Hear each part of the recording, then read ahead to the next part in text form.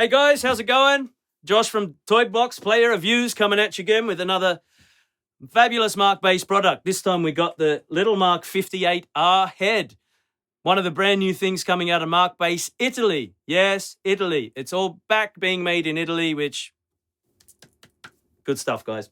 Anyway, so what can I tell you about this thing before we jump in and hear some sounds? I can tell you it is 500 watts at 4 ohms.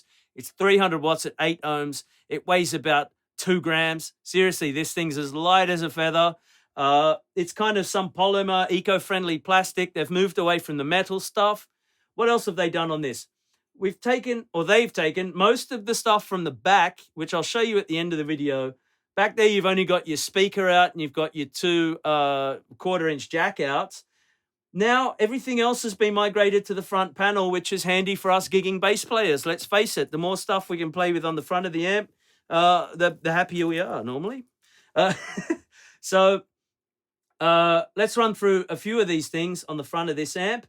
Firstly, we got the DI now at the front, which is great. We got the effects send and return over here. Perfect. We've got our one of our filters, which again, Mark Bass has replaced the VLE and the VPF filters that they had before the VLE is now called Old School, which we got going on down here. So we still got the VLE, which is your vintage loudspeaker emulator, big tube amp driving an 18 or 15-inch speaker, something along those lines. And the more modern filter has been replaced with this flat and then a smiley face mid-scoop EQ, through to this foot switch controlled thing, which allows you to control the mute switch and the filters. So you got a bit of maneuverability with the head at your feet, and we always want to maneuver the head with our feet, right? I mean, that's a natural thing. I'm going to get into trouble one day. Let's have a look. So we got this mute switch, which is kind of hidden away down here, but it is here. That is indicated by this flashing green. I'm colorblind too. This flashing yellow LED thing around the input jack. And when we switch the mute off, the jack stays lit, so we know that the amp's ready to go. It's lit, fully lit, brah. Anyway, let's move on from that too. So I get often asked questions about the input gain on the Mark Bass heads. A lot of amps have an LED that indicates that it's kind of limiting or whatever else it's doing. Mark Bass themselves suggest that if it's lighting up, it's starting to clip. So my personal thing is I will bang on the bass until I start seeing that flashing, and then I'll back it off a bit. So let me show you that at home. So by the way, the master is off on this. I'm not running any speakers. Straight out of the Ibanez 6-string into the front of this amp, straight out into the sound card. I want you guys at home just to hear what this head is doing without any speakers or anything else being involved. So let's start to throw the gain up a bit here. So, bang away is hard, and it's just starting to, you can see that starting to light up a little bit now. So just pull that back a bit. Just got to check. Great, that's not lighting up. So that's the gain stage set. That's good to go. You don't have to do anything else. Then you can manipulate your master, have it as loud as you want on stage. This is an active bass, so, the gain's quite low. So when you got a passive, whatever, you can really get it to that point you want it. So let's flick over to, let's check out this amp flat. By flat, I mean everything at 12 o'clock, all the EQs and all the filters off. So let's have a quick listen.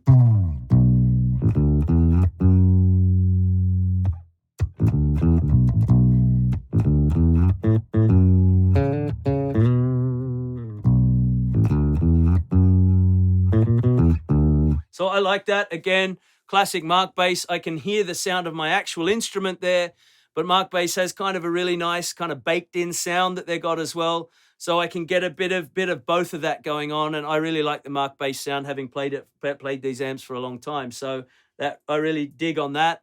I can hear everything where I want to hear it. And me personally, I'll normally run these at 12 o'clock or all flat unless there's a frequency problem in the room. That sound really, really works for me. But let's now have a look at some of the manipulation that we can do with some of these knobs. Yeah, the punch knob thing's coming. You know it. I know it. So, balls. We've got a new one. Balls button instead of bass, instead of the lows. So we got about 55, 60 hertz. Pump that up a little, not too much, not running any compressors. Let's not break anything.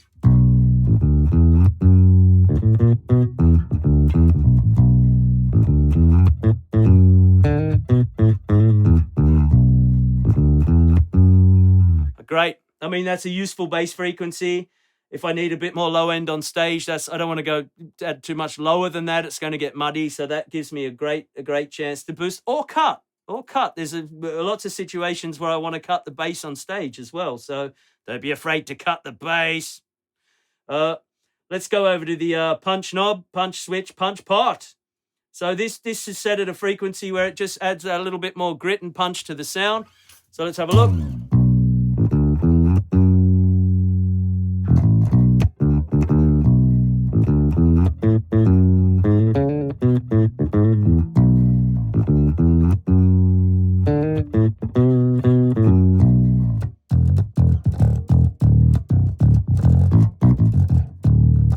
Great. So, some of that, that B action, that really helps that B kind of brighten up and get a little bit more punchy. Let's go over here to the attack switch. So it just throws a bit more attack into the sound. Helps you cut through a little bit as well, or you can always bring that down a little bit if you got too much of that kind of ringy, gnarly, especially if you're picking away with a pick. You might want to cut some of that, but anyway.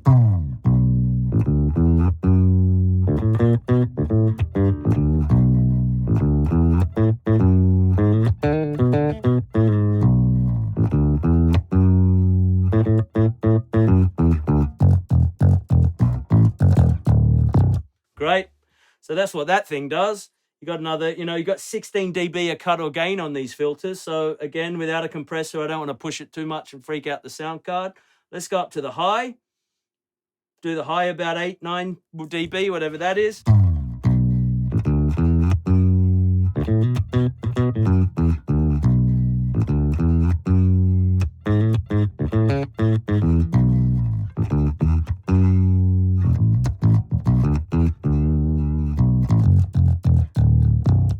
So, that high, it's not glassy at all. I find that really useful, especially in a live scenario, to help me cut through some of those really heavy drop tune 8-string guitars that a lot of the guys and girls are carrying around nowadays, the drummers with the big 18 million inch floor toms. That'll help you get through.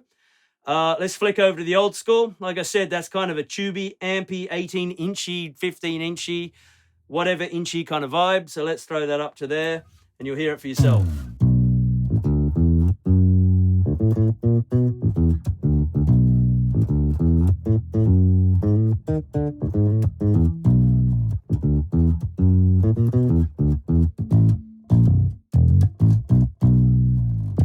Great. So that's fully old school, that is. And let's dial that off and let's have a look at this last filter over here. I don't have the foot switch to show you today, which plugs in over here as well. Great on the front of the amp. But let's flick that smiley face scoopty thing over and...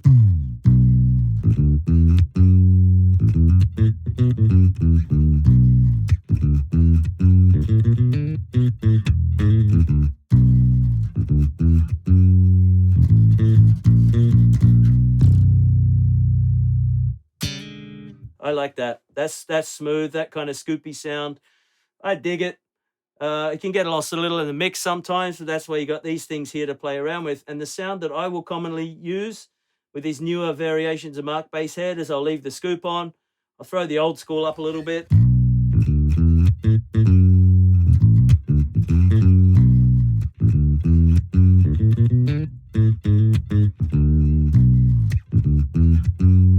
So, I find that tone really useful, a good place to start, and then I can kind of EQ for the room. So let's get those filters off for now. Back to the flat. What else can I say about this amp? Who's this good for?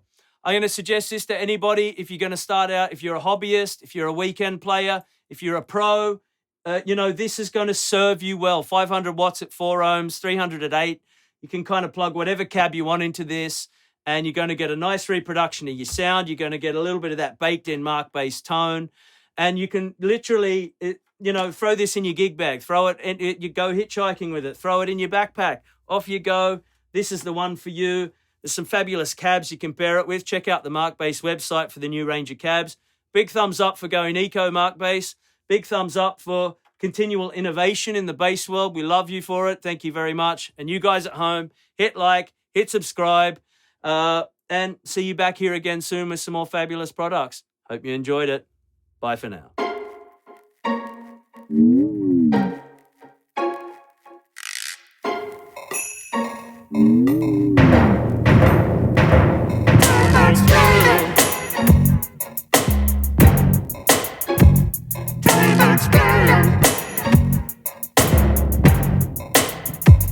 Playback